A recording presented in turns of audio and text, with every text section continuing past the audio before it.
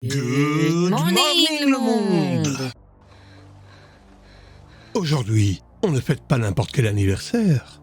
On célèbre la seule et unique survivante, la hackeuse en herbe, Ariana Richards. Celle qui, à 13 ans, a montré au monde entier qu'une fille pouvait hacker un système informatique à la Jurassic Park. En 1993, elle est devenue une icône pour toute une génération. Son rôle, Lex Murphy, n'est pas juste un rôle d'enfant. C'est le rôle de la geek en chef de l'équipe. Sans elle, l'île n'aurait jamais pu être sauvée.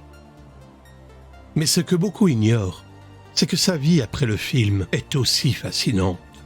Après avoir conquis l'écran, elle a troqué son clavier d'ordinateur pour des pinceaux. Oui, vous avez bien entendu.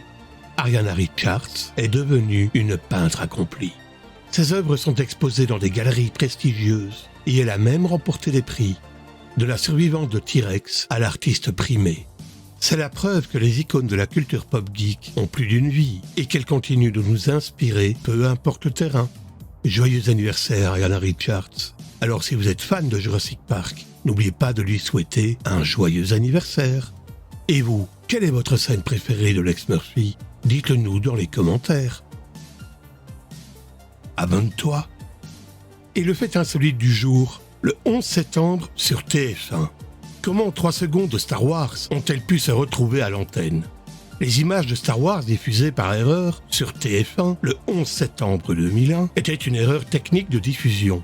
Pendant la couverture des attentats, une très courte séquence de science-fiction, potentiellement issue du film Star Wars, a été brièvement insérée dans le flux d'images réelles du World Trade Center. Un incident que les équipes de production n'ont pas immédiatement compris.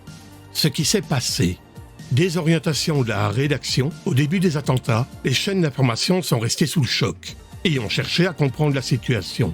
Intervention de la fiction.